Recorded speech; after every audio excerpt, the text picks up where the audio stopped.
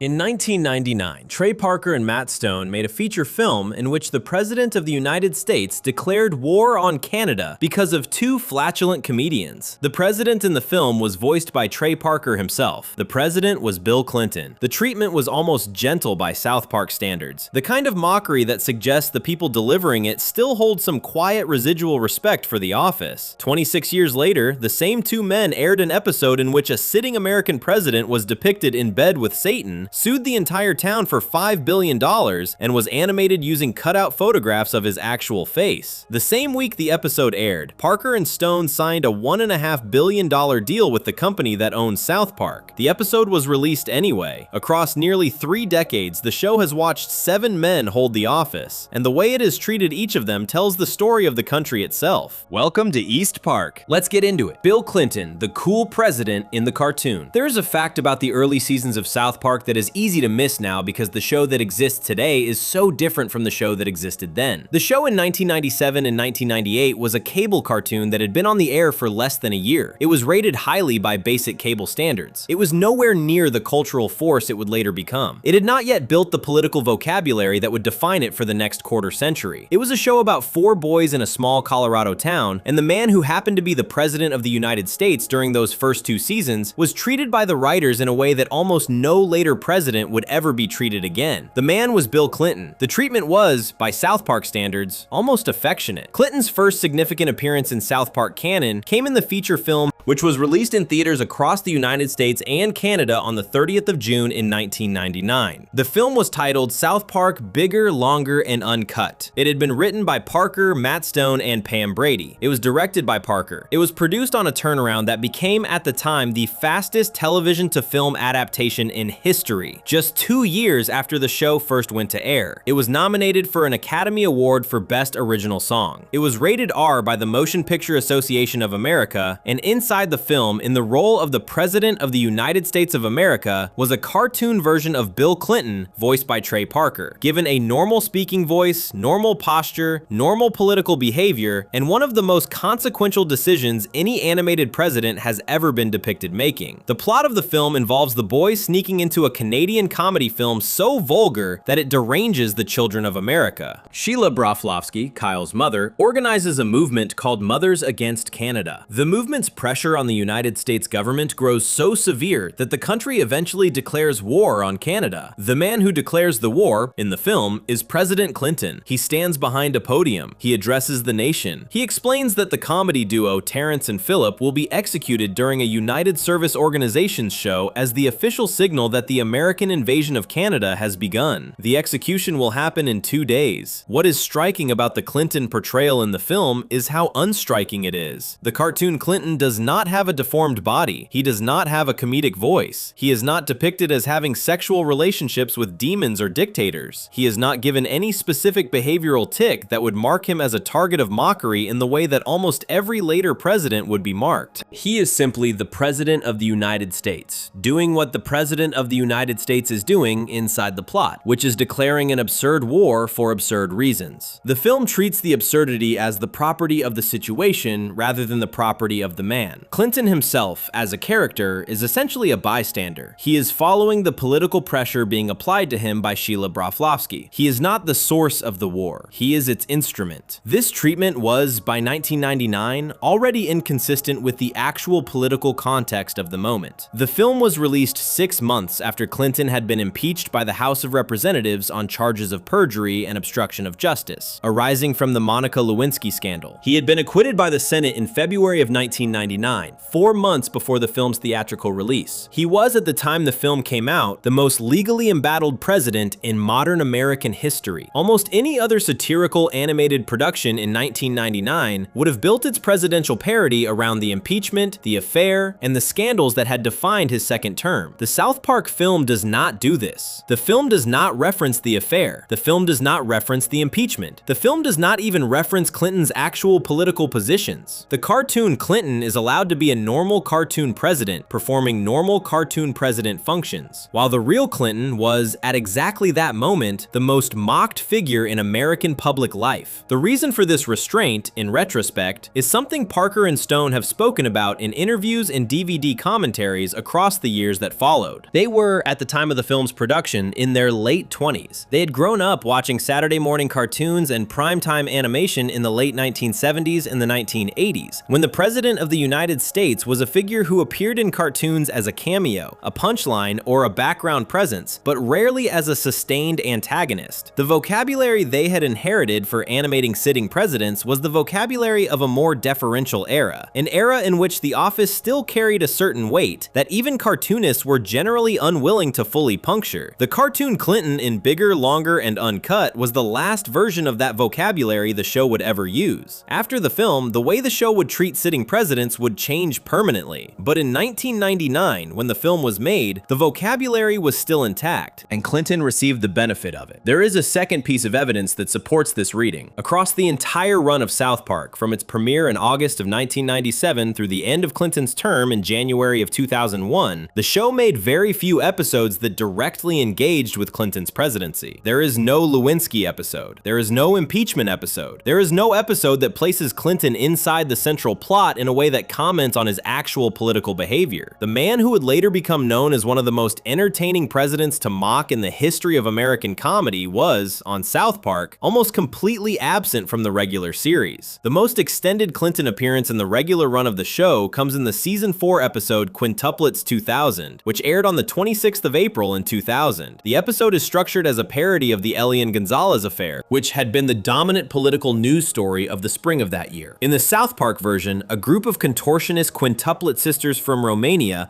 accompanied by their grandmother, defect to the United States during a circus performance in Colorado. The grandmother dies after a sexual encounter with Marvin Marsh, Stan's grandfather. The girls are taken in by the Marsh family. The Romanian government demands their return. The Clinton administration's Attorney General, Janet Reno, is sent to retrieve the children, and in a direct visual reference to the famous Associated Press photograph of an armed federal agent seizing Elian Gonzalez from a Miami home, Reno is depicted in an Easter Bunny costume, holding a gun, kidnapping the quintuplets at gunpoint. The episode is mocking the federal government. The episode is mocking the federal seizure of a child at gunpoint. The episode is mocking the spectacle that the Clinton administration created around the Gonzalez case. But the episode is not mocking Clinton himself. Clinton is not a character in the episode. The Reno raid is depicted as an action of the executive branch, but the man at the head of the executive branch is left out of the frame entirely. The criticism of the Clinton administration is delivered without ever requiring the show to put Clinton on screen and force him to take responsibility for what his attorney general was doing in his name. This pattern repeats across the entire Clinton presidency. When the show wanted to mock the federal government, it would mock specific agencies, specific cabinet members, specific bureaucratic absurdities. It almost never put Clinton himself in the role of the target. The man got, by the standards of what was coming, a free ride. There is one moment in the Bigger, Longer, and Uncut film that complicates this reading. Toward the climax of the film, Cartman is fitted with a V-chip that delivers an electric shock every time he uses profanity. In the final battle, he discovers that the energy generated by the chip can be channeled into combat, and he uses it to fight Saddam Hussein, who is in the process of taking over the world. To generate the maximum possible electrical discharge, Cartman has to use the most extreme profanity he can produce. The string of obscenities he generates includes nearly every word the English language treats as forbidden. The string ends with the name Barbra Streisand, which the film treats as functionally equivalent to the worst available English profanity, in the now well-documented Streisand grudge that the show would carry for the next 2 decades. But the string also includes, at one point, an offhand reference to a real political scandal, briefly tying the violence of the climax to the actual political memory of the Clinton years. The reference passes in less than a second. The film moves on. Clinton is not depicted on screen during the line. The mockery is glancing, almost incidental, the kind of gesture a writer makes when he has decided that a target is large enough to acknowledge, but small enough not to dwell on. Across the years that followed, after the show had moved on from the Clinton era, the treatment of Clinton in the show's canon became gradually less generous. He appears in cameo form in season 7's I'm a Little Bit Country in 2003, joining the chorus of historical and political figures celebrating the show's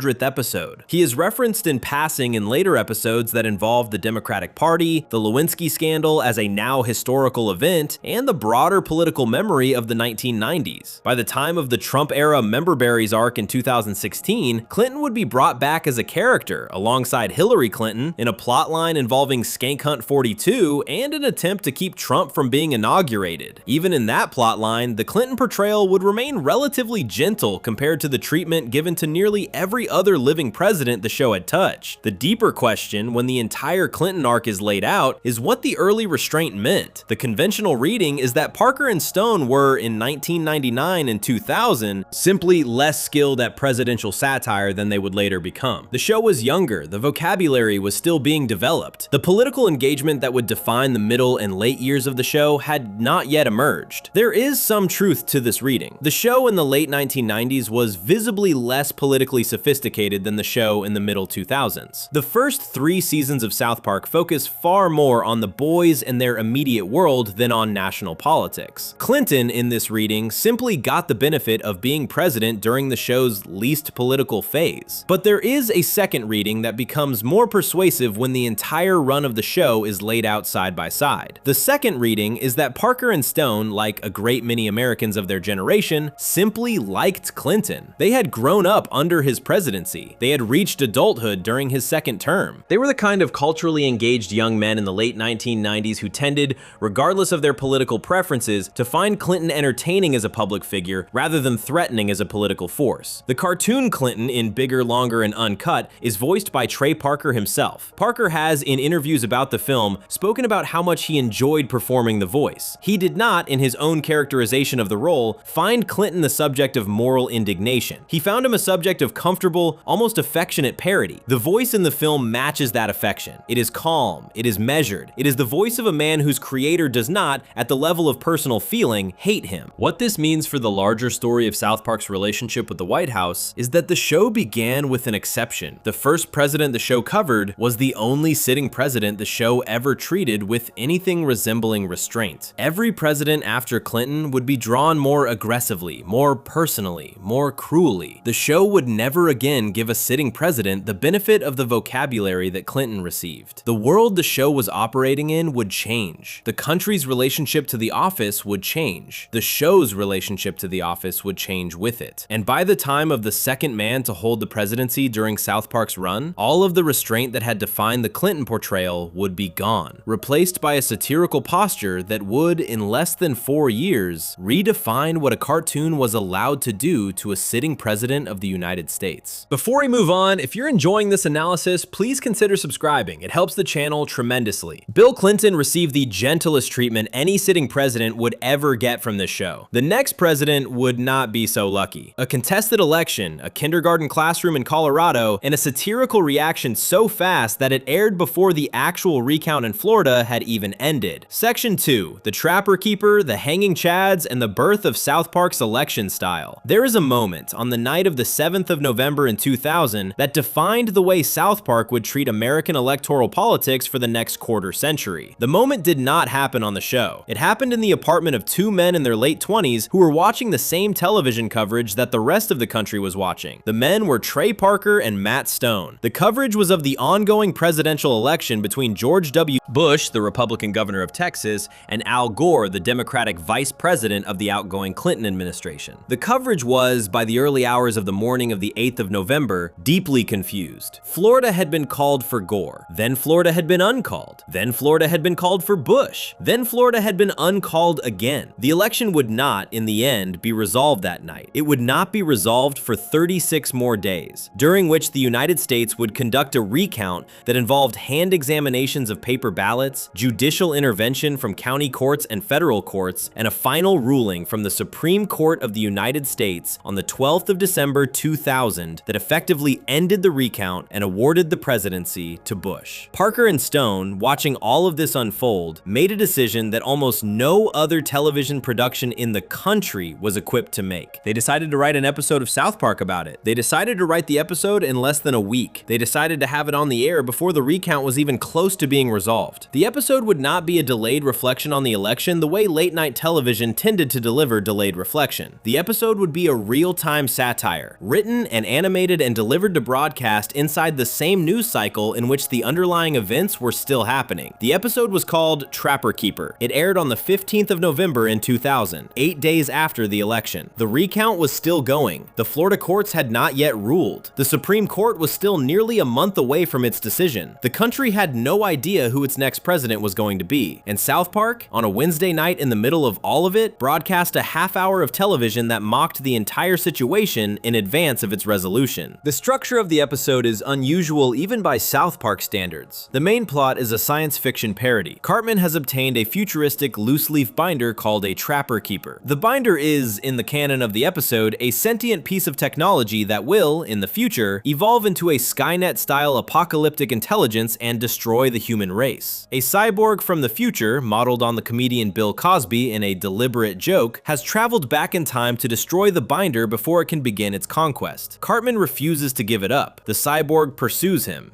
The binder begins to absorb everything in its path, including buildings, cars, and at one point, a passing Rosie O'Donnell. The plot is a dense parody of multiple science fiction films, including The Terminator, 2001: A Space Odyssey, and the 1988 Japanese animated film Akira. This main plot by itself would have been a normal South Park episode. It is funny, it is well constructed, it exists comfortably within the show's existing vocabulary of sci-fi parody. But the main plot is not what makes the episode historically significant. What makes the episode historically significant is the secondary plot, which runs alongside the main plot and which contains, in 22 minutes of broadcast time, the most precise satirical commentary on the 2000 election that was produced by any American comedy program during the recount itself. The secondary plot involves Mr. Garrison, who has been demoted from teaching the boys' 4th grade class to teaching the kindergarten class. The kindergartners are about to hold an election for class president. The two leading candidates are Ike Broflovsky, Kyle's adopted Canadian brother, and a kindergartner named Fillmore Anderson. The election results come in. The vote is too close to call. The kindergartners, with the help of Mr. Garrison, decide to conduct a recount. The recount is also too close to call. They conduct another recount. They conduct another. Lawyers are brought in. Outside celebrities arrive at the school to demand a particular outcome. Rosie O'Donnell shows up to argue that the election should be settled by the recount methods she personally prefers. Jesse Jackson appears to argue that African-American kindergartners have been systematically excluded from the process. A kindergartner who is sick in the hospital is rousted from her bed and brought to the school to vote by absentee ballot. Another kindergartner is named Flora in a deliberate allusion to the state of Florida, the state whose electoral votes were the actual battleground of the actual recount that was happening in real time as the episode aired. The election drags on. The kindergartners argue, the lawyers argue, the kindergarten classroom becomes a microcosm of the United States in November of 2000. The episode resolves the kindergarten plot in the simplest possible way. Fillmore concedes after losing interest in the entire process. The kindergartners agree to go finger painting instead of finishing the election. Ike is declared the winner by default. Mr. Garrison expresses relief that the entire ordeal is over. The kindergartners move on to their next activity. The episode does not declare a winner of the actual presidential election because the actual presidential election did not have a winner yet at the time the episode aired. The episode simply ends with the kindergarten classroom returning to normal, while in the real world, the recount was continuing and would continue for another 27 days. The technical achievement involved in producing this episode in the time available is something that has been documented by both Parker and Stone and by the journalist who covered the episode at the time. Parker has spoken in DVD commentaries about working with a team of approximately 70 animators and computer engineers. The episode was finished at approximately 9 o'clock on the morning of the day it aired. The South Park production process, which used in-house computer animation rather than the foreign outsourced cell animation that defined most other animated programs at the time, allowed the show to work on a turnaround that no other primetime cartoon could match. The Simpsons, by contrast, was operating on production cycles that took several months per episode because its animation was being done by studios in South Korea. South Park, working entirely in Colorado with a small team of digital animators, could produce an episode in approximately 1 week. Trapper Keeper used that capacity for the first time in a way that demonstrated what the show was capable of when it was responding to a major national event. The Star Ledger reviewer Alan Sepinwall, writing about the episode shortly after it aired, noted with surprise that the show had managed to produce a coherent satirical response to the recount in less time than it took most political columnists to write a column about the same subject. Sepinwall called the network to find out how the production had been done so quickly, and was told about the in-house animation pipeline. The episode, Sepinwall wrote, was a sharp election satire put together with a speed that almost no other piece of American television was equipped to match. The episode would, in the years that followed, be remembered as one of the strongest political episodes of the show's first decade. What is more interesting than the technical achievement, however, is the political content of the episode. The kindergarten election is not a partisan satire. Neither Ike nor Fillmore is presented as a stand-in for Bush or Gore. Neither candidate is associated with any particular ideology. Neither candidate is presented as more or less qualified than the other. The satire is not directed at the candidates. The satire is directed at the process. The recount is depicted as absurd because it is endless. The lawyers are depicted as absurd because they have no real reason to be in a kindergarten classroom. The celebrities who arrive to argue for one outcome or another are depicted as absurd because their presence has no logical relationship to the question of who 5-year-olds want as their class president. The argument the episode is making, beneath the comedy, is structural. Parker and Stone are not telling the audience that Bush won unfairly, or that Gore was robbed, or that the recount should go one way rather than the other. They are telling the audience that the entire process of contesting an election outcome through endless recounts and legal interventions and celebrity activism is a process that, when looked at from a sufficient distance, resembles a kindergarten argument over class president. The process itself is what the episode is mocking. The candidates are not the targets. The voters are not the targets. The system is the target. This structural critique would become the template for every South Park election episode that followed. The 2004 episode Douche and Turd, which would air 4 years later in the middle of the Bush-Kerry election, would extend the same logic to its absolute limit, arguing that nearly every American election since the beginning of time has been between some douche and some turd, and the choice between them is essentially meaningless. The 2008 episode About Last Night, which would air the day after Obama's victory over McCain, would frame the entire election as a cover story for a diamond heist. The 2016 episodes that would chronicle Mr. Garrison's campaign would treat the entire election season as evidence that the country had lost its capacity to make serious decisions. The 2020 pandemic special would treat Garrison as president as a man whose primary policy interest was the deliberate continuation of a virus that disproportionately killed Mexicans. Every one of these later episodes would be working from the basic structural argument that Parker and Stone had laid down in the kindergarten classroom in November of 2000. There is one further detail of the Trapper Keeper episode that deserves attention. The episode marked the first time Mr. Garrison had been depicted as the kindergarten teacher. He had been reassigned to that role after the events of the previous episode, 4th grade. The reassignment was, in the canon of the show, a demotion. Garrison would not remain in the kindergarten classroom for long. He would, in the following season, return to teaching the boys' grade level. But the brief period during which he was the kindergarten teacher coincided exactly with the period during which the show was running its longest and most direct piece of presidential satire to that point. The man who would 15 years later become the show's fictional president of the United States, the man who would replace Donald Trump in the show's canon and serve as the unnamed president for 4 full seasons, was the man supervising the kindergarten election that parodied the actual presidential election of 2000. This was not, in 2000, a deliberate setup for the future. Parker and Stone had no way of knowing that the man they had placed in charge of a fictional kindergarten election parodying a real presidential election would, in 2015, become the vehicle for their parody of an actual presidential candidate who would actually win the actual presidency in 2016. The connection only becomes visible in retrospect, but the connection is there. The same character who supervised the first major South Park election parody would supervise the second. The same character who watched Ike and Fillmore deadlock over the kindergarten presidency would, 15 years later, become the president of the United States in the show's own canon. The thread runs through both eras, even though neither era knew the other was coming. What Trapper Keeper established, ultimately, was that South Park would never again be a show that waited for political events to resolve before commenting on them. The show would be, from November of 2000 onward, a show that responded to the news cycle inside the news cycle. It would treat politics as a real-time subject rather than a historical one. It would use its production speed as a political weapon, putting episodes on the air while events were still unfolding, before the rest of the country had finished forming its opinions. The kindergarten classroom in Trapper Keeper was the laboratory where this approach was first tested. The recount recount in Florida ended, the Supreme Court ruled, the country moved on. South Park did not. South Park had already been there for a month, having said what it had to say while the country was still arguing about it. Before we move on, if you're enjoying this analysis, please consider subscribing. It helps the channel tremendously. The Trapper Keeper episode taught the show what it could do with a national event in real time. The next president would test the limit of that capacity in ways nobody had imagined. A war, a 100th episode, and the moment South Park stopped being a cartoon and became a serious participant in the political conversation of the country. Section 3. George W. Bush, I'm a Little Bit Country, and the Iraq War episode that reframed the show. There are episodes of South Park that arrive into the culture as comedy and leave the culture as documents. They begin their life as half-hour cartoons broadcast on basic cable on a Wednesday night, and they end their life as evidence cited in books, in academic papers, in op-ed columns, in retrospectives about the era they depicted. Most South Park episodes do not make this transition. Most South Park episodes are funny when they air and forgotten when the next news cycle arrives. The transition from comedy to document happens only when the episode manages to articulate something about its moment that the rest of the culture has not yet figured out how to say. When that happens, the episode acquires a second life. It stops being a cartoon. It becomes a piece of evidence that future viewers will use to understand what a particular country was thinking during a particular week of its history. The episode that achieved this transition more clearly than almost any other episode in the show's first decade aired on the 9th of April in 2003. It was the 4th episode of the 7th season. It was the 100th episode of the series overall. It was titled I'm a Little Bit Country. The title was a reference to a song called A Little Bit Country, A Little Bit Rock and Roll, written by Marty Cooper and made famous by the brother and sister country pop duo Donnie and Marie Osmond in the 1970s. The episode aired 3 weeks and 1 day after the United States military, under the orders of President George W. Bush, had invaded Iraq on the 20th of March 2003. The country was at war. The country was deeply divided about whether the war should be happening, and the show, on a Wednesday night in early April, broadcast a half-hour of television that managed to find a position on the war that nobody else in American comedy had managed to find. The episode opens, as many South Park episodes do, with the boys at school. Mr. Garrison announces that there will be a walkout that day to protest the war in Iraq. Any student who is opposed to the war is allowed to leave school early to attend a rally. Any student who supports the war is required to stay in class and do math problems. The boys, who are not particularly opposed to the war but are very opposed to math, immediately announce that they are against the war and walk out of the classroom. They are not protesting, they are escaping school. The episode treats this as the typical opening move of a South Park plot, in which the boys' selfish motivations set up a much larger event that they do not understand and do not care about. Outside the school, the boys are interviewed by a local television news crew about their reasons for protesting. The interviewer asks them what they think the founding fathers would have said about the Iraq War. The boys do not know what a founding father is. They produce a series of confused and obviously uninformed answers. The interview is broadcast. Mr. Garrison sees the broadcast. He is humiliated by the ignorance of his students. He gives them an assignment. They are to find out what the founding fathers would have thought about the war, and they are to report back to the class with their findings. This setup is, by South Park standard, conventional. The episode could have stayed inside the school. The episode could have made its argument about war and protest by following the boys through their research project. But the episode does something stranger. It splits into two simultaneous plots. The first plot is about the boys completing their assignment. The second plot is about the town of South Park dividing itself into two camps over the war. The pro-war camp, led by Skeeter the bartender, gathers at one end of the town. The anti-war camp, led by Randy Marsh, gathers at the other. They plan rallies. The rallies are scheduled for the same day, at the same time, at the same location. The two crowds collide in the streets and begin attempting to kill each other. South Park, which began the episode as a typical American small town, descends into open civil violence between the two factions. The streets fill with bodies, the wounded are carried away, the fighting continues. While this is happening, Cartman, who is supposed to be doing his founding fathers' research, decides to take a different approach. He loads a digital video recorder with 50 60 hours of History Channel documentaries about the colonial era. He drags the recorder into a bathtub full of water. He climbs in with it. He electrocutes himself. He falls into a coma. His body is rushed to the hospital. His mind, in the dream logic of the episode, travels back in time to 1776, where he finds himself in Philadelphia in the days leading up to the signing of the Declaration of Independence. What follows in the colonial flashback is the most direct piece of political satire the show had ever attempted. Cartman, having killed the official messenger who was supposed to deliver the Declaration to the Continental Congress, takes the messenger's place and arrives at the meeting hall. He listens as the assembled founding fathers debate whether the new country should go to war with England. The debate, as the episode constructs it, is exactly the same debate that the town of South Park is having at the same time in the present about Iraq. One faction of the founders argues for war. Another faction argues against war. The two sides cannot agree. The argument continues without resolution. Then Benjamin Franklin enters the room. Franklin is voiced in the episode by Norman Lear, the legendary television producer who created All in the Family, Sanford and Son, The Jeffersons, and Maude. Lear was, at the time of the episode's production, on the South Park staff as a creative consultant. Parker and Stone had developed a working relationship with him during the 7th season. He agreed to voice Franklin for this episode. The casting decision is significant. Norman Lear was, at that point in his career, one of the most respected liberal voices in American television. He had spent his entire creative life producing comedies that took political subjects seriously. The fact that he was the voice delivering the central argument of the episode gave the argument a weight that a different voice could not have given it. The argument Franklin delivers in the episode is the argument the entire half hour has been constructed to set up. Franklin tells the assembled Continental Congress that the new country must not appear to be a warmonger to the rest of the world. At the same time, the new country cannot appear to be weak. Therefore, the new country must develop a method for going to war while simultaneously appearing not to want war. The method is simple. The country will go to war. At the same time, the country will allow its citizens to publicly protest the war. The presence of the protests will demonstrate to the world that the country is a tolerant, pluralistic society in which dissent is permitted. The actual war will continue regardless of what the protesters say. The protests will not stop the war. The protests will not be intended to stop the war. The protests will be intended to make the country appear, to outside observers, to be the kind of country that does not actually want to be at war. Franklin describes this as saying one thing and doing another. One of the other founders describes it as having our cake and eating it too. This is the central thesis of the episode. It is delivered inside the colonial flashback by a voice actor whose entire career has been devoted to taking political comedy seriously. It is delivered in the framework of a foundational national myth, in the moment when the country's basic political identity was being formed. The argument is that the entire system of American war, including the protests against the war,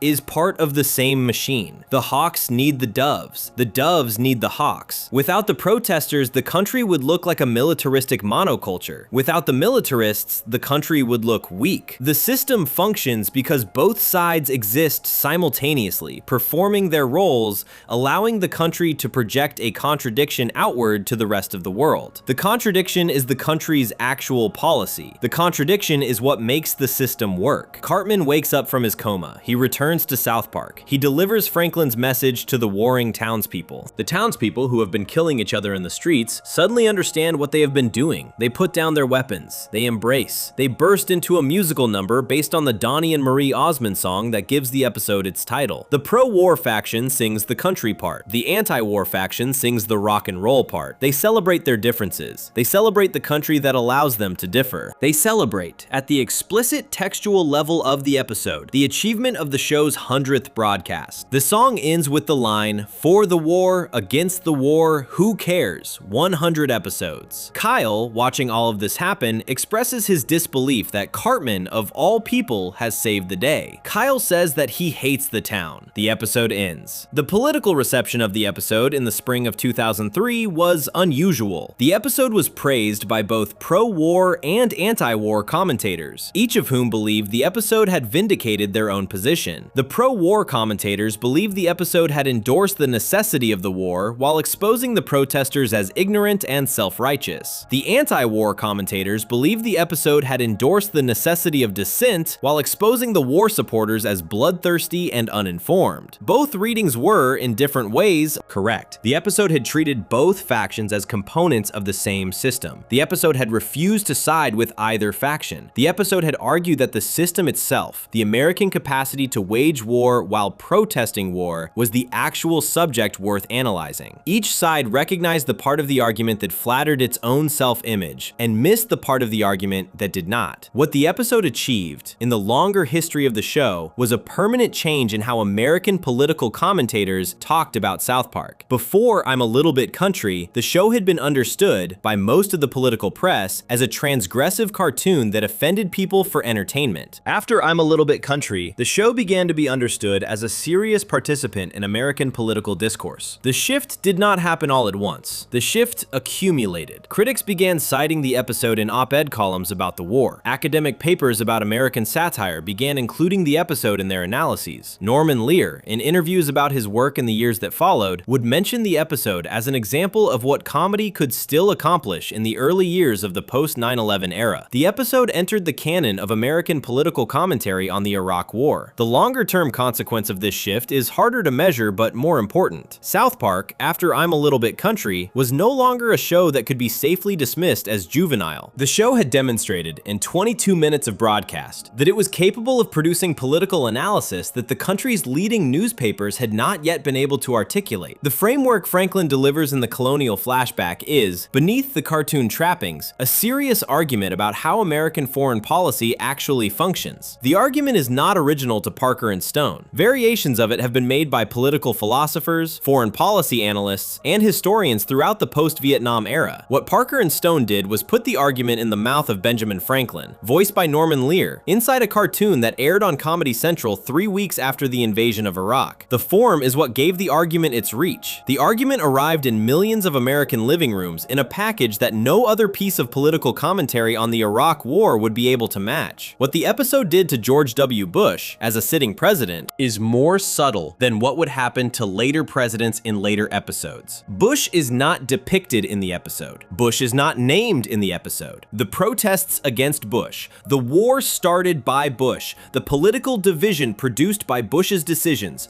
are all present in the episode, but Bush himself is held off screen. The treatment is, in this respect, consistent with the way the show had treated Clinton during his presidency. The show did not, in 2003, make Bush himself into a regular character. The show made Bush's policies and the country's response to those policies into the subject of its analysis. The man at the head of the executive branch was, again, a structural absence in the very episode that was treating the consequences of his decisions as the central political event of the era. This restraint would not last. By 2006, 3 years after I'm a Little Bit Country, Bush would appear in person as a character in the show, in an episode that would directly accuse him, animate him, place him in the Oval Office, and let him deliver one of the most provocative monologues about American power that the show would ever broadcast. The restraint that had defined the Clinton era and the early Bush era was about to break, and when it broke in a way that would establish the new vocabulary for every president the show would cover from that point forward. Before we move on, if you're enjoying this analysis, please consider subscribing. It helps the channel tremendously. I'm a Little Bit Country gave the country a framework for understanding its own contradictions during the Iraq War. The next episode would test what happened when the show stopped holding the president off screen and put him directly in the frame. A school bathroom, a piece of human waste, and the moment George W. Bush walked into the Oval Office of South Park's universe and told two 10-year-olds the truth about everything. Section 4, Douche and Turd, and the argument that has defined every American election since. There is a phrase in American political commentary that has, over the last 20 years, achieved the rare status of being used by people across the entire political spectrum without anyone needing to explain where it came from. The phrase is giant douche and turd sandwich. It appears in opinion columns. It appears in cable news segments. It appears in private conversations between voters who have grown tired of their available choices. It appears every 4 years when the major parties announce their nominees for President of the United States, and an audible portion of the country looks at the two names and concludes that the choice they have been offered is, once again, a choice between two unappealing alternatives. The phrase has, in this sense, become one of the most successful pieces of American political vocabulary produced by by any television show in the last quarter century, and the phrase came in October of 2004 from a single 22-minute episode of South Park that aired 6 days before the presidential election between the incumbent George W. Bush and the Democratic challenger John Kerry. The episode was titled Douche and Turd. It was the 8th episode of the 8th season. It was the 119th episode of the series overall. It first aired on the 27th of October in 2004. It was written and directed by Trey Parker. It is, by widespread agreement among long-running fans of the show, one of the most precisely targeted political episodes the show has ever produced. The targeting is not aimed at George W. Bush. The targeting is not aimed at John Kerry. The targeting is aimed at the system that has produced, election after election, what the episode argues is the same choice between two unsatisfying alternatives